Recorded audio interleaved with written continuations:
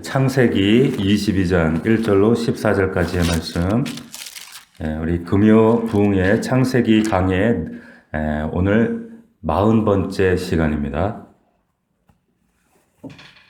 창세기 22장 1절로 14절까지의 말씀을 우리 한 절씩 저와 여러분들이 번갈아 읽겠습니다.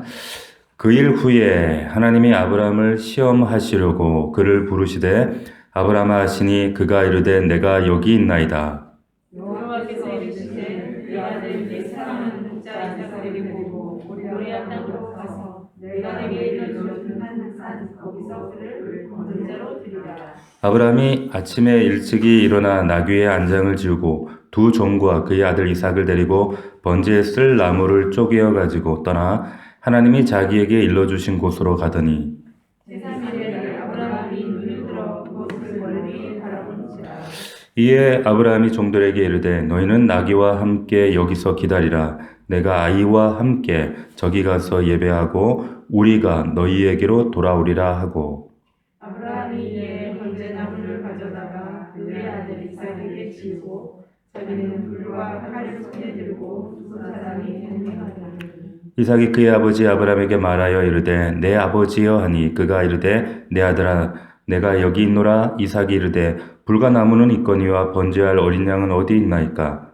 아브라함이 이르되 내 아들아 번제할 어린 양은 하나님이 자기를 위하여 친히 준비하시리라 하고 두 사람이 함께 나아가서 하나님이 그에게 일러주신 곳에 이른지라. 이에 아브라함이 그곳에 제단을 쌓고 나무를 버려놓고 그의 아들 이삭을 결박하여 제단 나무 위에 놓고 손을 내밀어 칼을 잡고 그 아들을 잡으려 하니 여호와의 사자가 하늘에서부터 그를 불러 이르시되 아브라함아 아브라함아 하시는지라.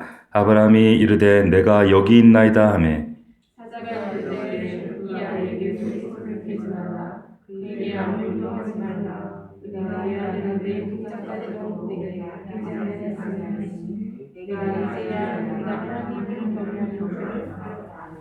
아브라함이 눈을 들어 살펴본즉 한 순양이 뒤에 있는데 뿔이 수풀에 걸려 있는지라. 아브라함이 가서 그 순양을 가져다가 이들을 대신하여 번제로 드렸더라.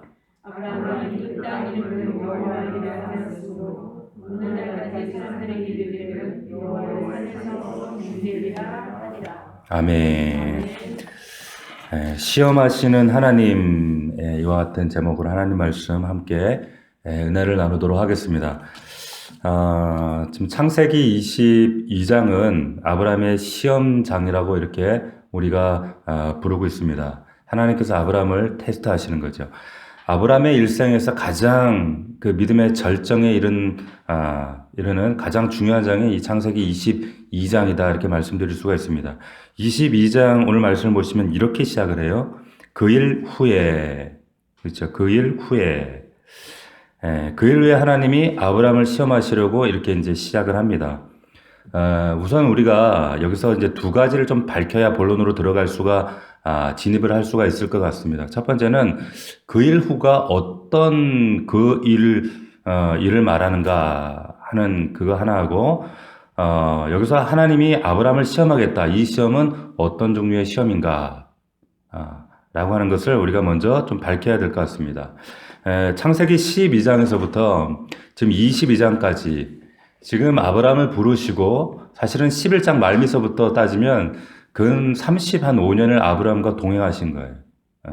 그런데 아브라함과 하나님이 이렇게 동행해 오시면서 그 행적을 쫓아보면 우여곡절도 많았고 참 파란만장한 일들이 많이 등장을 하죠.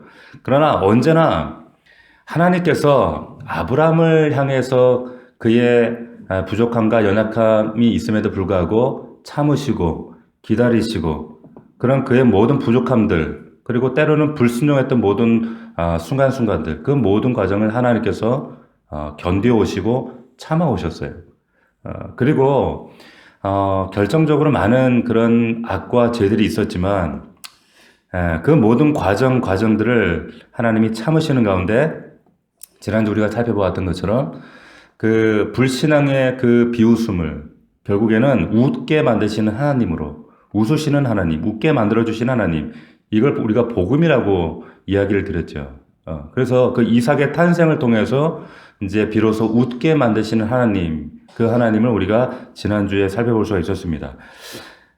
이삭의 탄생은 우리가 아시는 것처럼 아브라함이나 사라의 어떤 그들의 믿음의 출중함으로 인한 어떤 믿음의 결과이기보다는 그런 연약함과 부족함과 나약한 인간 아브라함과 사라였음에도 불구하고 끝까지 참아주셔서 그 믿음의 반열까지 그리고 웃게 만드시는 하나님의 믿음의 역사였다라는 것을 우리가 반드시 기억할 필요가 있습니다. 믿음에 출중했기 때문에 그리고 믿음의 조상이었기 때문에 아브라함이 등장하는 것이 아니라 우리와 성장이 똑같은 연약한 그였지만 하나님이 이 아브라함을 어떻게 만들어 가셨는가라고 하는 것을 보여주는 게 이 성경이 시종일관 말씀하고 있는 내용이다라고 하는 거죠. 그래서 실질적으로 아브라함과 사라에게 오늘날 우리에게도 웃게 만들어 주시는 하나님이세요. 이게 복음이죠. 복음이에요. 이게 대체적인 지난주의 요약이었습니다. 그리고 이제 오늘 22장 1절에 보면 그 일 후에 그 일이 뭘까?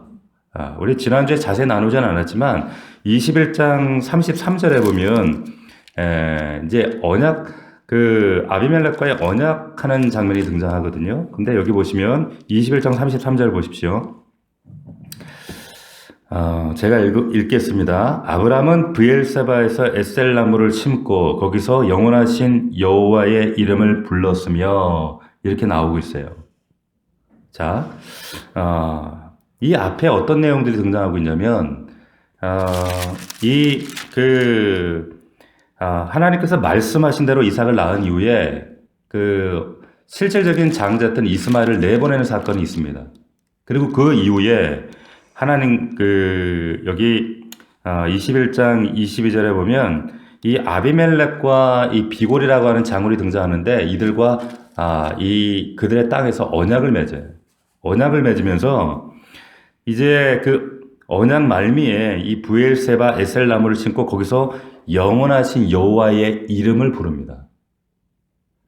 자, 여기 이 모든 과정들을 겪으면서 그 오랜 교제 끝에 그 하나님의 성품이 어떤 하나님이신지, 그 하나님이 나에게 여기까지 어떻게 인도해 오셨는지 그 모든 고백을 담아서 하나님은 영원하신 분이야. 옛날 성경에는 영생하신 하나님이다. 이렇게 기록을 하거든요. 그런데 이것이 엘올람이래요. 엘올람. 영원하신 하나님이야. 보통 일반적으로 하나님을 표현할 때 엘로힘 이렇게 표현을 하거든요. 복수, 삼일체 하나님, 복수의 하나님 엘로힘 이렇게 표현을 하는데 여기는 엘 이렇게 표현해요. 그 말은 뭐냐면 유일하다는 거예요. 유일하다.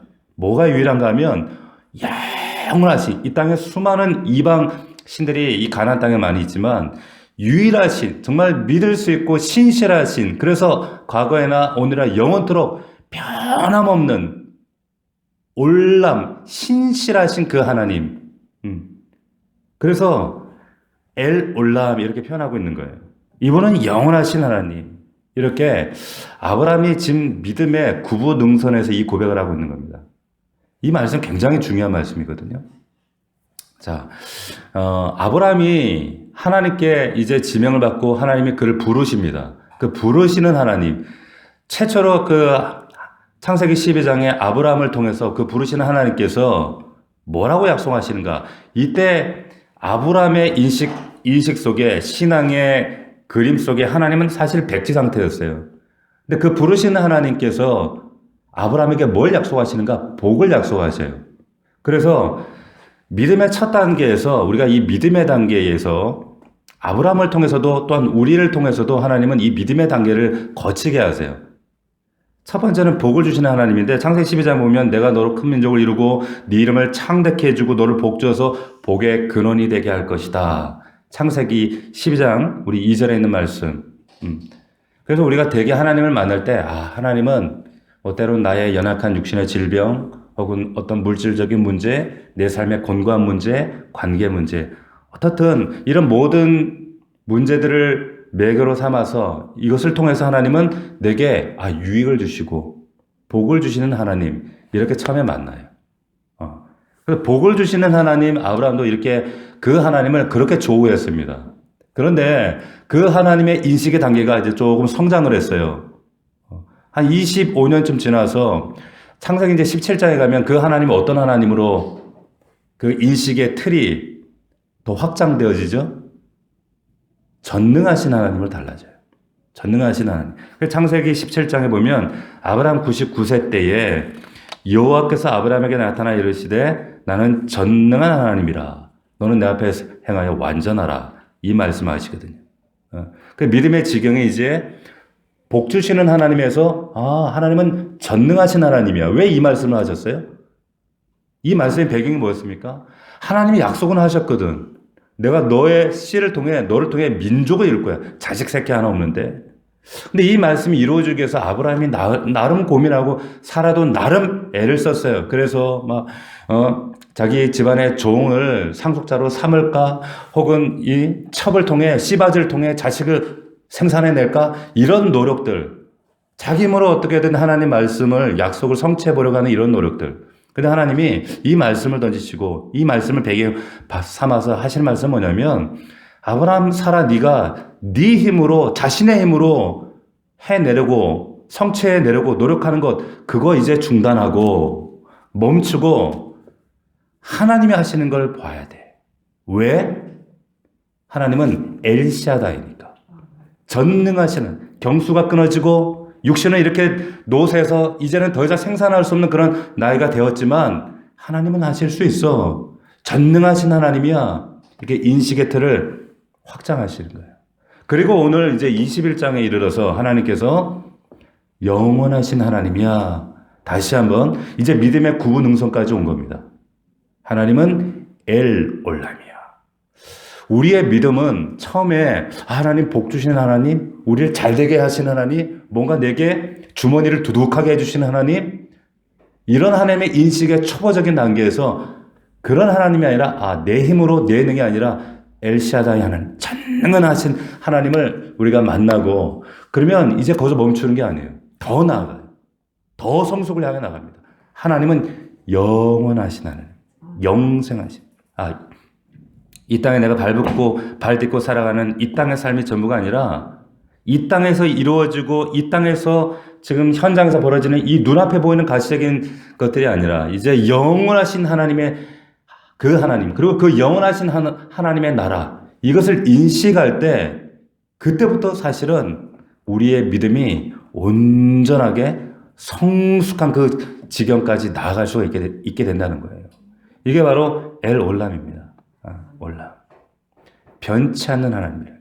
이 영원하신 하나님이라는 의미는 이 올람이라는 의미는 오랜 시간을 문자적으로는 오랜 시간 끝을 알 수 없는 오랜 시간을 말하는데 은유적으로는 그만큼 하나님은 신실하시다. 항상 변치 않으시다.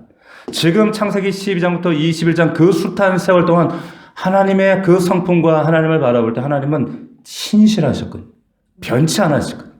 아브라함은 그 마음이 널뛰기 하듯 애굽으로 내려갔다가 남방으로 내려갔다가 그리고 아내를 누이라고 속였다가 늘 이렇게 변덕을 떠는 그런 모습이었는데 그러나 지금까지 하나님은 변치 않으셨다.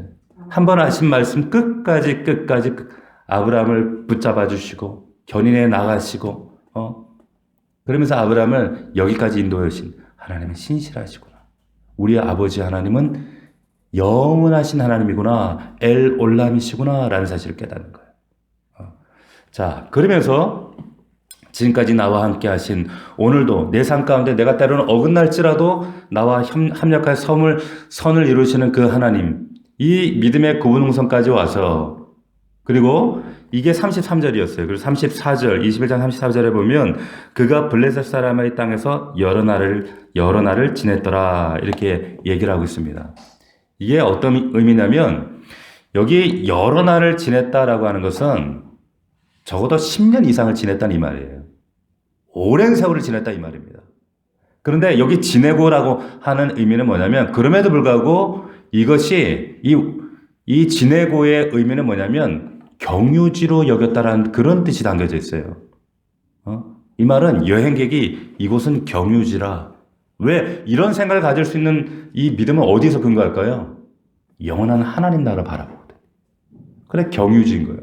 자, 이 땅이 목적지가 아니고 경유지에 불과하구나라는 이 믿음을 지닌 후에, 그리고 하나님은 영원하신 하나님이야, 엘 올람이야라는 사실을 고백한 그 일 후에, 이게 22장의 1절의 이야기예요. 그 일 후에, 그런데 보세요. 22장 1절을 보십시오. 그 일 후에 하나님이 이렇게 됐죠. 근데 이게 원어에 보면은 그 하나님이에요. 정관사가 있어요. 무슨 말이에요, 이게? 정리하면 이거예요.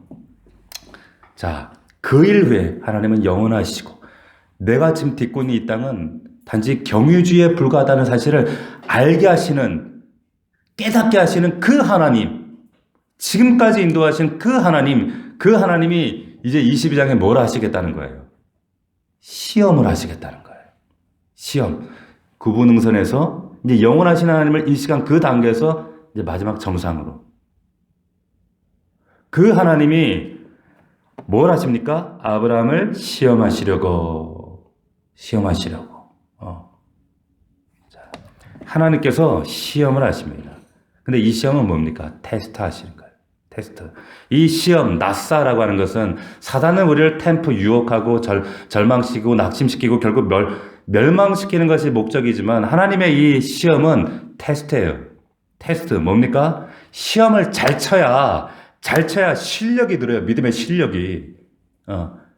말하면 이게 훈련이란 말이에요. 그런 차원에 결국에 이 나사는 뭐냐면 하나님께서 지금까지 보세요. 믿음의 단계를 복주시는 하나님, 엘샤다이 하나님, 전능하신 하나님, 이제 영원하신 하나님, 이제 마지막 믿음이라는 것은 이런 거야. 그리고 나와의 관계는 바로 이 22장의 관계에서 드디어 믿음의 정의가 이제 온전하게 되는 거야 라고 말씀하시면서, 그러니까 이 시험은 뭐예요? 믿음의 해답을 주시기 위한 테스트라고 하는 거예요. 이해가 되십니까? 이 과정을 지금 겪는 거예요. 마지막 시험. 자, 그래서 고린도전서 10장 13절에 보면 이런 말씀이 있죠. 사람이 감당할 시험 밖에는 너희가 당한 것이 없나니 오직 하나님은 미쁘사 신실하다는 거예요. 신실하다. 하나님은 변하지 않아. 너희가 감당 못할 시험 당을 허락하지 아니하시고 시험 당할 쯤에 또한 피할 길 내사 너희로 능히 감당하게 하신다. 너희가 반드시 감당할 수 있는, 통과해야만 하는 그 시험이다 말씀하시는 겁니다. 자, 이 시험을 통해서 우리의 믿음을 세우기 위한, 그래서 저와 여러분들을 세우시기 위한 이 과정을 반드시 하나님은 진행하시죠. 여러분과 아브라함과 우리 모두가 똑같습니다. 이 과정을 반드시 겪습니다. 이 시험은 정확하게 얘기해서 나중에 결론을 보시면 아시겠지만, 근데 이 시험은 시험이 아니라 사실은 하나님 자신에 대한 계시예요. 나는 이런 하나님이야. 이건 계시예요. 테스트가 아니라는 거죠. 하나님은 자기 자신을 우리에게 나타내실 때 아브라함에게 처음에 변방 그 바벨론 이라크 땅에 하나님의 하자도 모르는 아브라함을 부르시고, 그래서 그 하나님은 복 주시는 하나님이야. 나는 엘샤다이야. 나는 엘올람이야. 그리고 오늘 말씀 22장까지 나는 이런 하나님이야. 인도하시기까지 하나님이 한 번에 100% 자기를 짠 보여주시지 않아요. 25년, 30년 걸리셨어요. 우리 인생 가운데도 마찬가지입니다. 하나님께서 우리의 이해, 우리는 인간의 제한된 인식의 한계, 이해의 한계, 경험의 한계가 있기 때문에 늘 하나님을 의심할 수밖에 없는 존재예요. 하나님께서 한 번에 우리의 딱 100% 우리를 자기를 계시하게 공개하시면 우리는 이 감당 못해요. 우리 인식이 그래요. 지혜가 그래요. 그래서 하나님께서는 우리가 알아들을 수 있도록 시간과 공간의 역사를 통과해서 점진적으로 하나님이 우리에게 자신을 보여주시는 거예요. 감사한 것은 정말 우리가 어떤 진리 안에 있는가, 어떤 공동체 안에 있는가, 어떤 말씀으로, 어떤 우리가 관점으로 하나님 말씀을 대하는가에 따라서 정말 이 과정들이 길어질 수 있고 단축될 수도 있어요. 자, 그래서 사실상 이 창세기 22장은 계시의 클라이막스입니다. 과연 이 하나님께서 이 절정의 자기 계시가 뭔가? 자, 그 시험이 하나밖에 없는 독자 이삭, 이제 실제적인 이스마엘을 떠나고 하나밖에 없는 그 아들 이삭을 번제단에 제물로 드리라는 거예요. 2절을 보십시오. 2절. 2절을 보시면 같이 읽어봅시다. 시작. 여호와께서 이르시되 내 아들 내 사랑하는 독자 이삭을 데리고 모리아 땅으로 가서 내가 내게 일러준 한 산 거기서 그를 번제로 드려라. 자, 지금 하나님께서 지금 가나안 땅에 어떤 패턴을 차용하고 계세요. 이 뭐냐면 이 가나안 종교의 지금 패턴, 이 패턴의 시험을 그대로 아브라함에게 소개하시는 겁니다. 왜 이런 패턴을 사용하시냐면 지금 아브라함 상태를 우리가 이해할 필요가 있습니다. 지금 아브라함의 우여곡절 끝에 어쨌든 가나안 땅에 정착한 지가 꽤 시간이 흘렀어요. 그래서 가나안의 종교와 문화를 이제 알고 서서히 거기에 젖었어요. 익숙해요. 근데 여러분들이 아시는 대로 가나안에 여러 가지 우상 종교가 그 땅을 사로잡고 있었는데 그 종교의 특징은 뭡니까? 한마디로 열광주의입니다. 열광주의. 정말 그 열광주, 자기 열심의 중심에 있는, 그래서 그 열광주의 그 최고의 극단이 어떤 모습으로 가나안 종교의 지금 양상으로 나타나고 있었냐면 그게 바로 인신제사였어요. 인신제사. 자기 아들도, 그 제물로, 서슴없이 그 종교의 제물로 올려드리는 그런 행위가 눈앞에 가나안 땅에서 아브라함 눈으로 지금 목격하고 있었거든요. 자, 이게 실제 문헌에 많이 등장하는 내용이란 말이에요. 가나안 땅의 그 모습이. 그 종교적 광기가 얼마나 대단하고 얼마나 끔찍했는가. 아브라함이 이 사실을 알고 있을까요? 모를까요? 알죠, 당연히. 알죠. 자기 동네에서 이루어지고 있는 일인데. 근데 아브라함이 그 가나안 땅에서 혼란이 오는 겁니다. 막상 세상에 들어가서 세상 속에서 혼란이 오는 거예요. 여기는 어디고 나는 누구지? 도대체 하나님은 눈에 보이지도 않는데, 우여곡절 끝에 어쨌든 돌아보니까 이삭이 태어나는 이 신앙의 자리까지 왔는데 자기 신앙을 자기가 가만히 정직하게 성찰해 보면 자기는 뭐 하나님 앞에 떳떳하게 내놓을 만한 게 아무것도 없는 거예요. 이 가나안 사람들에 비하면. 늘 넘어지고 늘 실패하고 뭐 아내를 누이라고 속이고 가지 말라는 애굽으로 가고 계속 엉뚱한 짓만 하다가 그럼에도 불구하고 독자를 이 가정에 선물로 주신 하나님, 그 하나님을 생각하면 늘 자기는 면목이 없는 거예요. 면목이 없는 거예요. 이때 시험이 와요, 여러분. 이때 시험입니다. 하나님 앞에, 그 은혜 앞에 자신이 면목이 없을 때 그 면목 없음을 어떻게든 좀 보충해버리고 하는 그런 마음 가운데 있을 때 무리수를 두는 거예요. 그리고 가난한 사람들의 그 삶의 모습과 자기의 모습이 그냥 대조적으로 비춰지는 거예요. 항상 그렇게 되어 있습니다.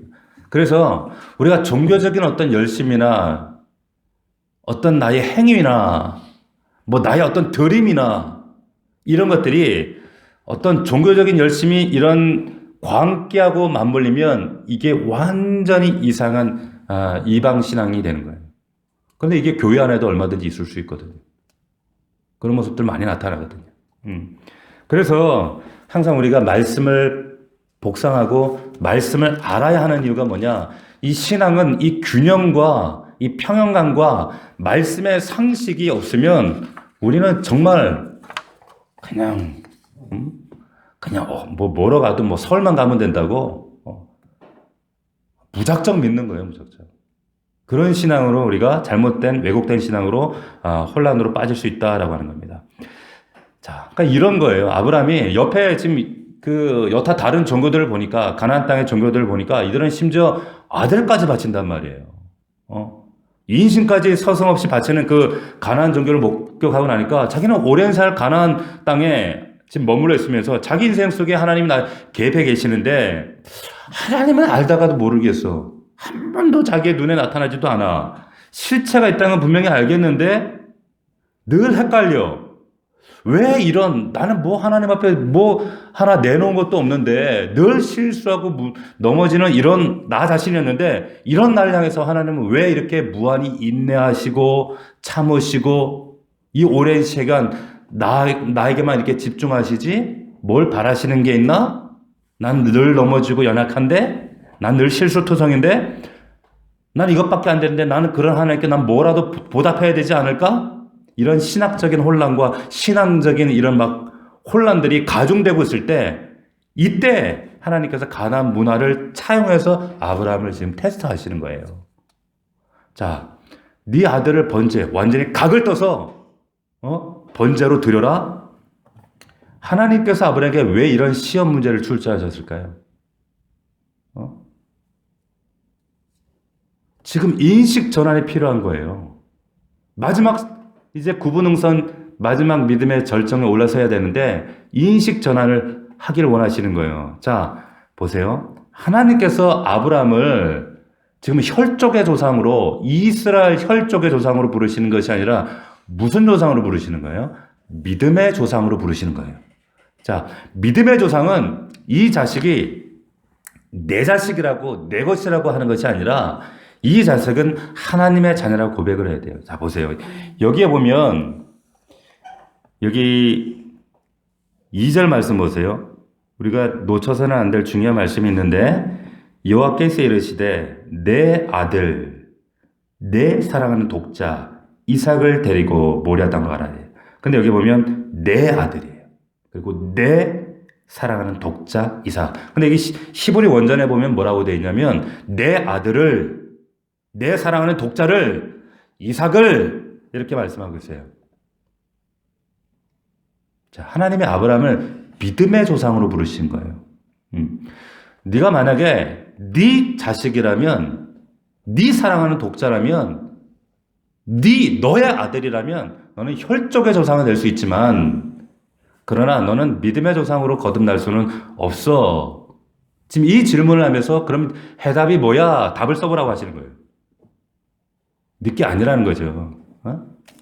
자, 우리의 사업장, 내 직장, 네 기업, 정말 네가 하나님의 기업이 되기를 원한다면 하나님께서 우리에게 어떤 시험 문제를 주실까요? 어떤 시험 문제를 주시겠어요? 네 기업, 네 직장,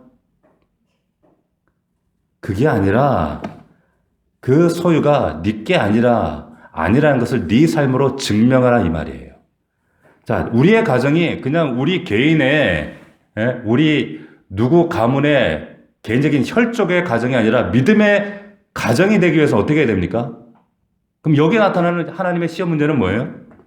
네 가정이, 네 자식이 네 개인의 소유가 아님을 네 삶으로 고백하라 이 말이에요.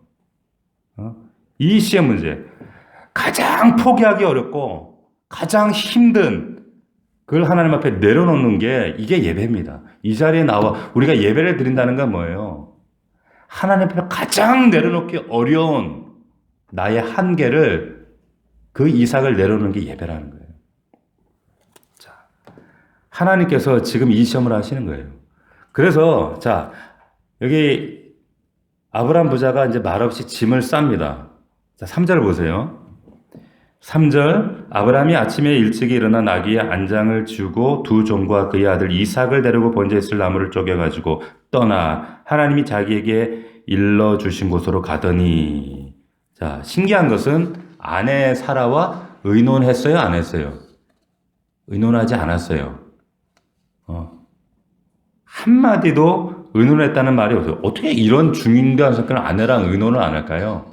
어떤 분은 또 이걸 또 교묘하게 이용을 해가지고 주의 뜻이니까 아내를 무시하고 내 맘대로 하겠다 뭐 이래, 그거 하라 한 게 아니죠. 그러나 여러분, 제자도의 기본은 내가 납득이 되면, 상식이 되면, 그래서 하나님, 그거 아니에요. 하나님이 하시기 때문에 하는 거예요. 누구랑 상의하고 논의하고 하나님 말씀하시기 때문에 하는 겁니다. 절대로 제자도는 그렇게 되어지는 게 아니에요.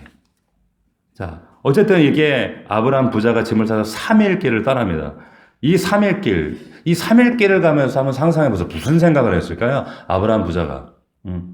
무슨 얘기를 하면서 갔을까? 자, 이삭의 입장이 달랐을 것이고, 이 길의 목적을 알고 있는 아버지 그 아브라함의 가슴이 달랐을 거예요. 가는 내내 정말 그 가슴 한복판에 정말 비가 쏟아지고 있었을 거예요. 그 길을 3일을 갑니다. 3일이 다 돼서 도착한 모리아 땅, 어떤 산을 바라보면서 지명하신 그 산을 멀찍이 바라보는 그 아브라함의 마음.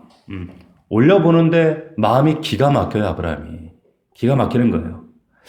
자, 이제 제사 지낼 준비를 해가지고 이제 나귀를 데리고 두 종까지 가니까 짐이 꽤 많았겠죠. 자, 오늘 그 4절을 보면 제3일에 아브라함이 눈을 들어 그곳을 멀리 바라본지라. 5절 같이 읽습니다. 시작. 이에 아브라함이 종들에게 이르되 너희는 나귀와 함께 여기서 기다리라. 기다리라 그래요. 자, 종들을 두고 갑니다. 근데 사실은 보면 어쩌면 종들의 노동력이 가장 절실하게 필요한 지점이 여기 아니에요. 지금 가파른 산을 나무 지고 연장 지고 올라가려면 종들이 더 필요한데, 예? 종들의 노동력이 오히려 더 필요할 시점인데 아래에 둬요. 그리고 부자만 이제 산으로 올라갑니다. 그런데 이렇게 돼 있어요. 내가 아이와 함께 저기 가서 예배하고 우리가 너희에게로 돌아오리라.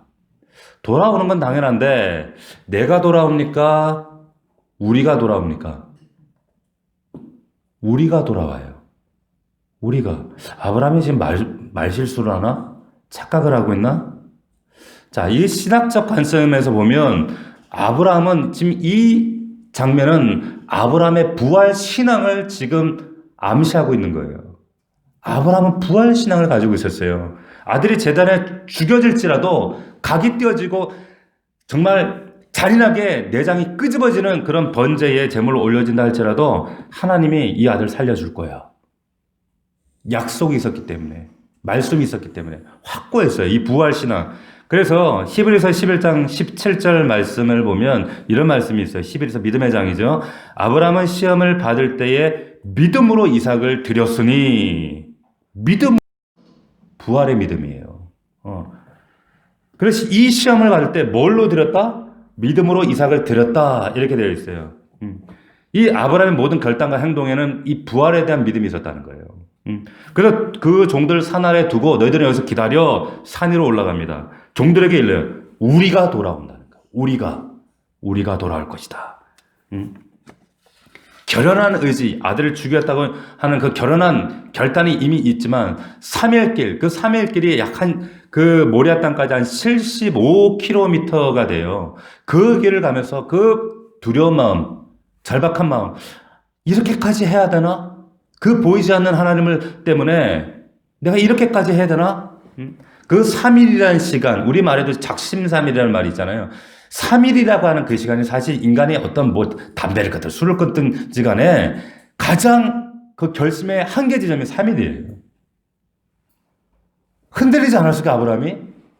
막 요동치지 않았을까요? 흔들리죠. 번민하죠. 그 수많은 그 3일 동안의 그 번민과 고민, 나는 누구고, 내가 왜 이 길을 가고 있고, 도대체 보이지 않는 하나님 앞에 나의 이 신앙의 미궁에서 나는 어떻게 빠져나올 수 있지? 꼭 이렇게까지 해야 되나?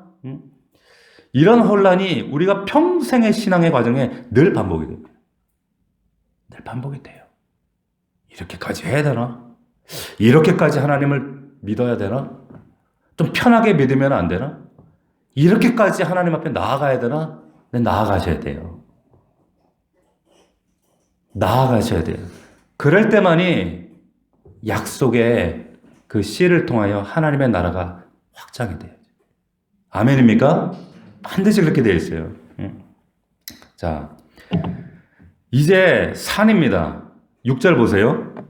아브라함이 이에 번제나무를 가져다 그의 아들 이삭에게 지우고 자기는 불과 칼을 손에 들고 두 사람이 동행하더니 누구에게 지웁니까? 이삭에게 지워요. 자, 근데 5절을 보면 5절에 여기 보면 내가 아이와 함께 저기 가서 예배하고 돌아오겠다 했거든요.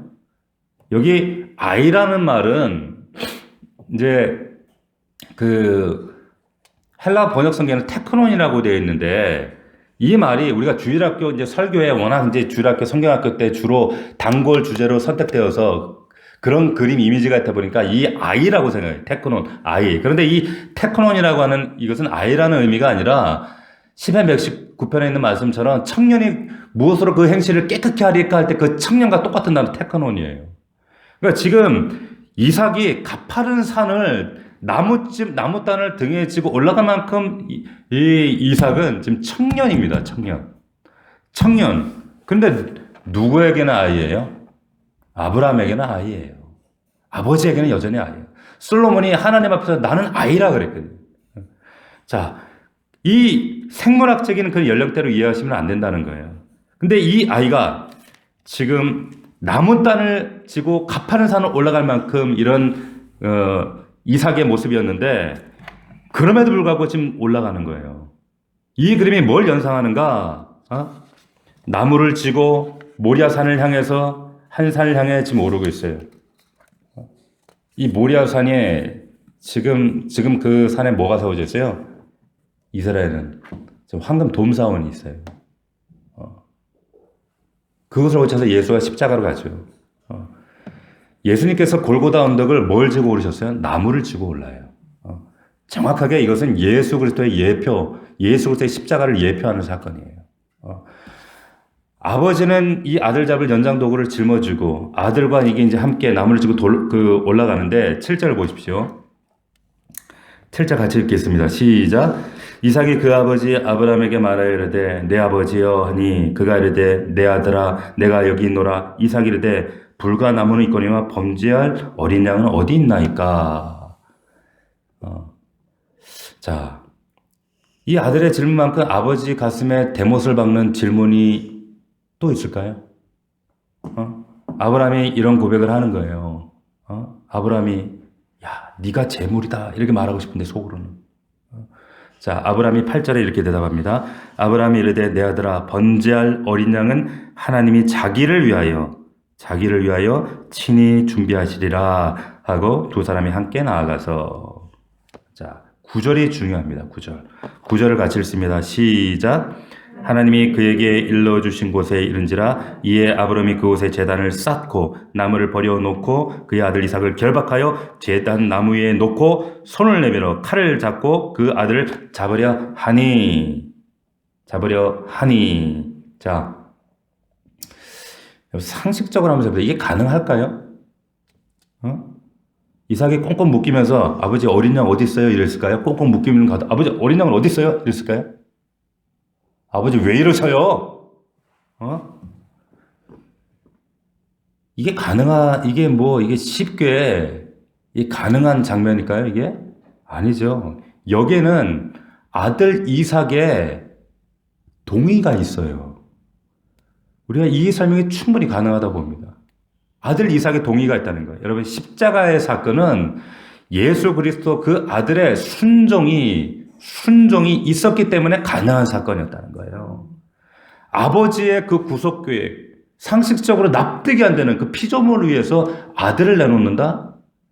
그런데 그 아들의 기꺼이 받아들이는 그 순종이 있었기 때문에 가능한 사건이 십자가 사건이었다는 거예요.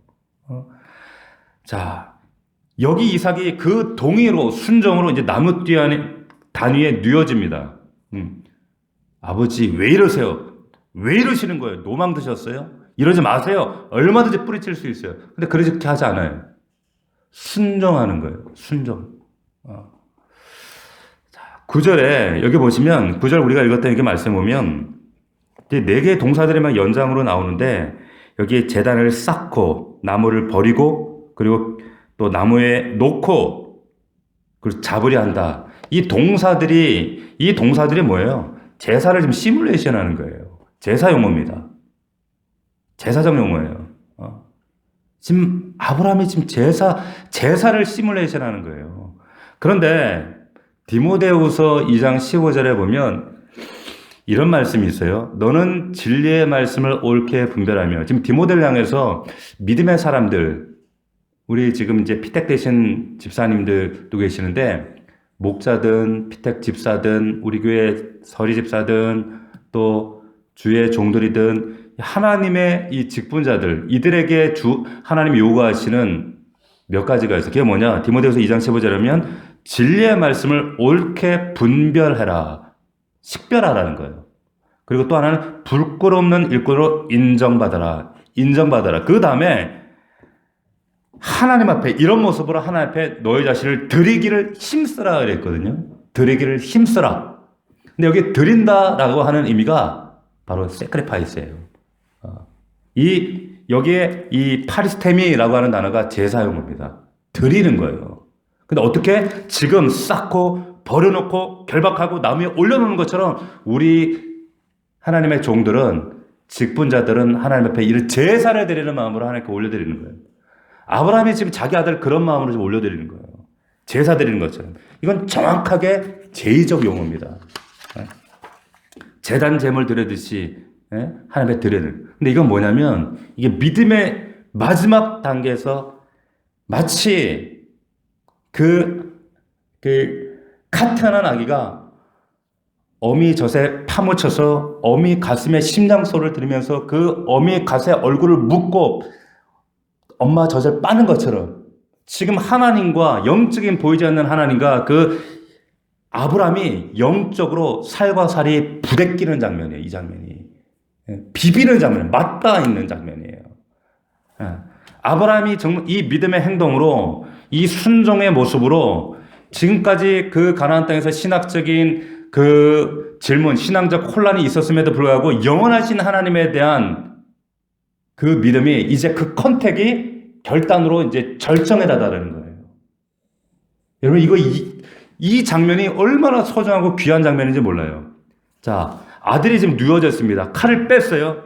아브라함의 입장에서, 아버지의 입장에서 이게 제사, 뭐 닭 잡듯이 이게 쉽겠어요? 쉽지 않아요.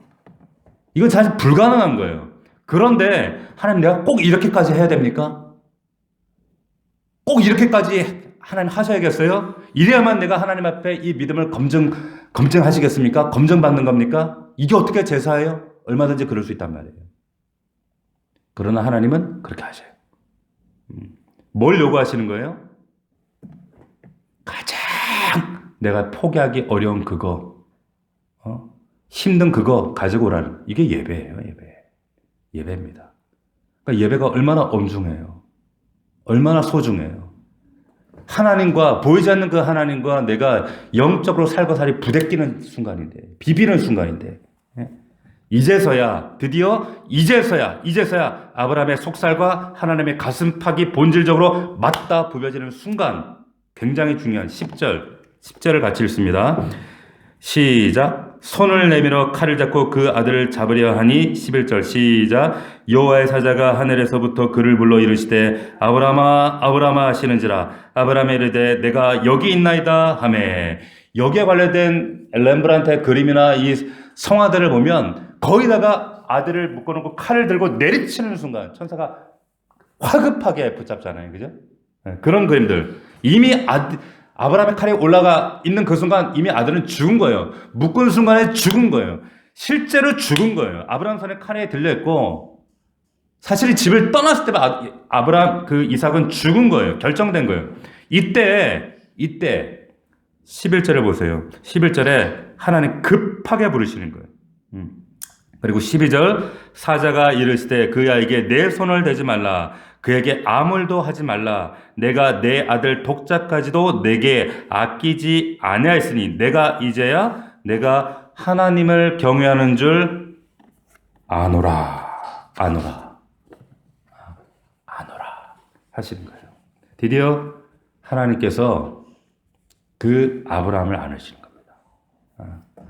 야고보서 2장에 보면 이 장면을 야고보가 뭐라고 정리를 했냐면 이렇게 얘기를 했어요. 야고보서 2장 21절입니다. 우리 조상 아브라함이 그 아들 이삭을 제단에 바칠 때에 행함으로 의롭다 하심을 받은 것이 아니냐. 자, 오해하시면 안 돼요. 창세기 15장에 보면 뭘로 의롭다 하셨다 그랬어요? 믿음으로 그래요. 창세기 15장에서. 창세기 15장에서는 믿음으로 의롭다 하심을 받았어요. 근데 야고보서 기자는 행함으로 의롭다 하심을 받았다. 그 믿음이 지금 완성이 됐다 이 말이에요. 지금 야고보서 2장 22절에 그래서 이렇게 얘기를 해요. 들어보십시오. 내가 보거니와 믿음이 그의 행함과 함께 일하고 행함으로 믿음이 온전하게 되었느니라. 할렐루야. 믿음이 완성되는 거예요. 드디어 22장에 이르러서 아브라함의 믿음이 완성이 되는 거예요. 하나님이 기대하셨던 믿음으로. 여기까지 가야 열국의 아버지가 되는 거예요. 자, 여기까지 이끌기까지 그 걸음걸음 인도하신 거 누가 인도하신 거예요?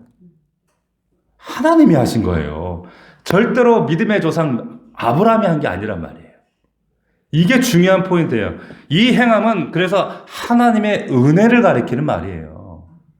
그러니까 야 너도 그 정도 아브라함처럼 그 정도는 해야지 그런 차원이 아니에요. 이 말씀은 그 아들을 모리아 땅 어느 한 산에 제물로 내어놓기까지 그 아브라함이 되기까지 그 아브라함을 견책하고 설득하시고 참아오시고 견디오신 하나님. 근데 하나님께서 나중에 뭐라고 하냐? 내가 이제야 하나님을 경외하는 줄 알았다. 자, 서론의 믿음의 단계를 제가 말씀드렸어요. 뭐라고 했습니까? 복 주시는 하나님. 그 1단계에서 이제 엘샤다이 전능하신 하나님. 네 힘이 아니라 내가 하는 거야. 전능하신 엘샤다이. 이제 21장에 가서 어떻게 됩니까? 영원하신 엘 올람 하나님. 영원하신. 이 땅에 이 가나안 땅 발붙이는 이 땅이 아니라 영원하신 하나님. 그 하나님을 인식할 때 비로소 우리의 삶이 공허하지 않고요. 허무하지 않고 그리고 소망이 있고 우리의 믿음이 담대해져요. 그 하나님에서 이제 보세요. 어디까지 가는 거예요? 사랑의 하나님. 자, 아브라함 너는 그 가나안 종교에 빠져 살고 있는 이방 종교들 우상 숭배자들처럼 네 아들을 제단에 바쳐라. 인신제사라. 내가 그런 신들 가운데 하나인 줄 아느냐? 그 모습을 차용하시면서 그 질문을 하는 거냐? 내가 그렇게 무자비한 하나님인 줄 아느냐? 네 아들 목숨을 내어놓기까지 너의 헌신을 확인하고자 하는 그런 무자비한 하나님인 줄 아느냐? 뭘 드러내시는 거예요? 나는 자기를 계시하시는 거예요. 나는 이런 사랑과 자비 하나님이야. 난 너와 사랑, 이 관계를 확인하고 싶은 거야. 이걸 계시해 주시는 거예요. 이 모습을 계시해 주시는 거예요. 그런데 여기까지만 가면 다 가는 게 아니에요. 자, 진짜 하나님께서 우리에게 하고 싶으신 말씀이 있어요.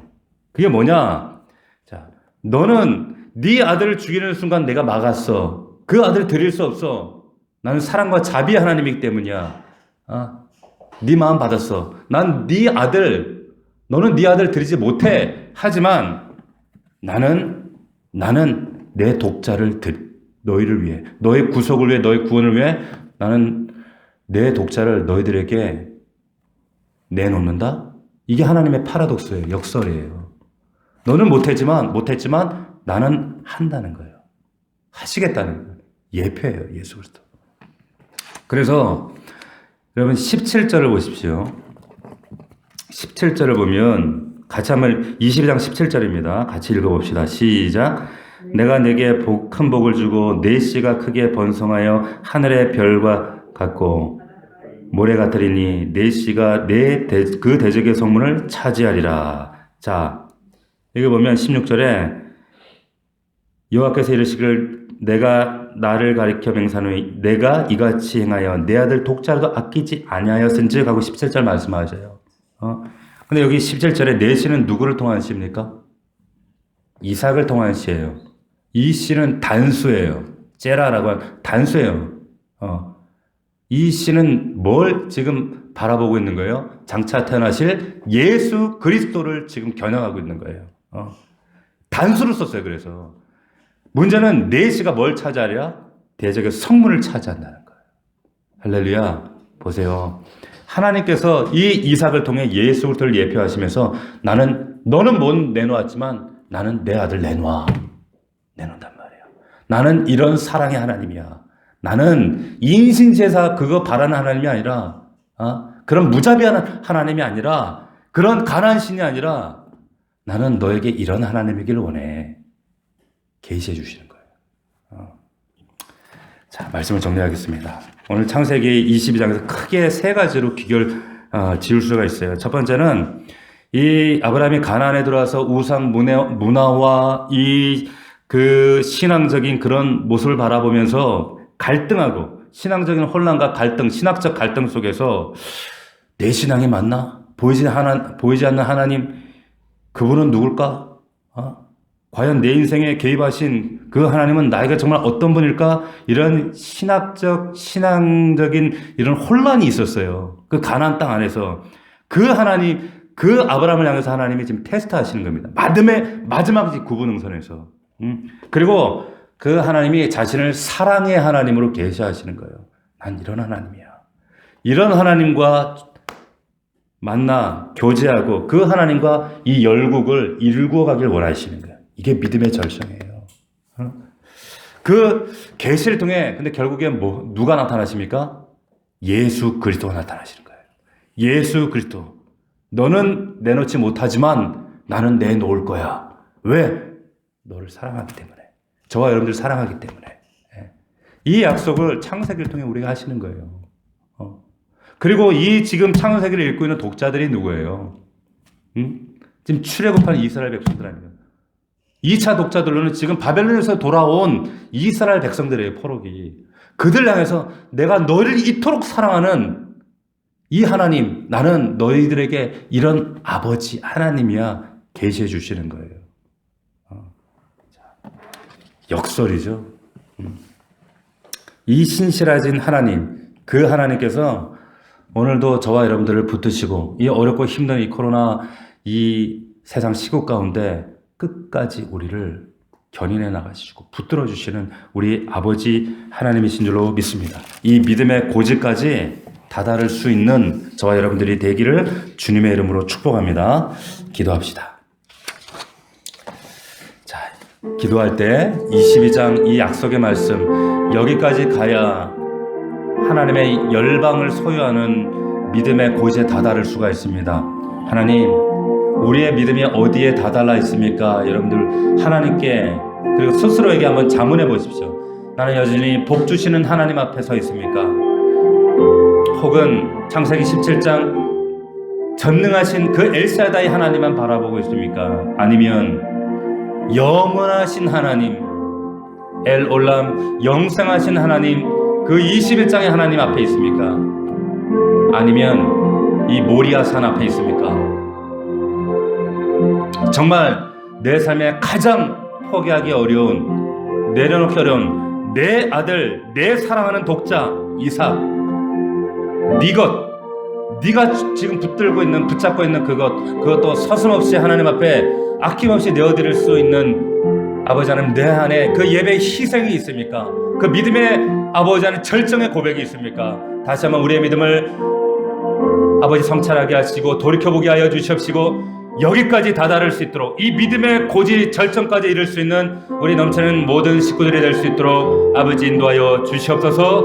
하나님, 정말 우리 믿음이 이 아브라함의 고지까지 믿음의 이 22장까지 이룰 수 있도록 도와주시옵시고 눈에 보이는 이 가난 이 세상 바라보며 세상 속에 하나님을 망각하지 아니하도록 아버지 우리를 붙들어 주시옵소서. 우리 간절한 마음으로 오늘 말씀 붙들고 우리 주여 세 번 부르고 통성으로 간구하며 나아가겠습니다. 주여 주여 주여